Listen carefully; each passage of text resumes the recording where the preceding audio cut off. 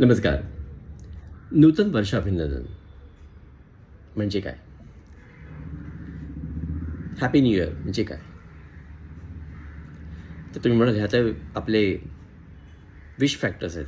एकमेकाला शुभेच्छा देतो आपण, की नवीन वर्ष सुखाचं जावं.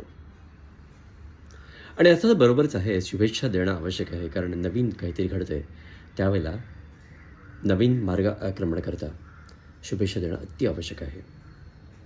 आणि म्हणूनच द विनिंग टॉक्सतर्फे विनय पोद्दार तुम्हा सर्वांना नवीन वर्षाच्या 2026च्या शुभेच्छा देत आहे. एक कॅलेंडर वर्ष संपलं आणि दुसरं सुरू होतं आहे. कॅलेंडरची पानं किती आहेत? 12. आणि दिवसाची पानं किती आहेत? 365. याचा अर्थ नुसती कॅलेंडरची पानं बदलणं नाही आहे किंवा दिवस बदलणं नाही आहे.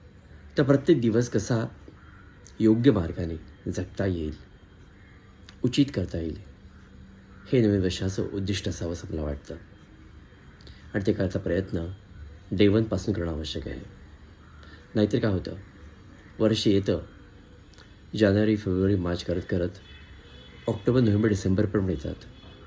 कळत नाही कुठनं आलं आणि कुठनं गेलं आहे. आणि म्हणूनच मला असं वाटतं की विचारपूर्वक जगण्याचा प्रयत्न करा.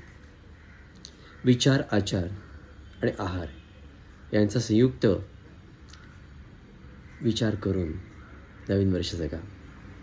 खूप सुखात राहाल तुम्ही. आणि म्हणूनच अशा नवीन वर्षाकरता तुम्हा सर्वांना पुनश्च एकदा हार्दिक शुभेच्छा. Do well in life. जीवन हे सुंदरच आहे.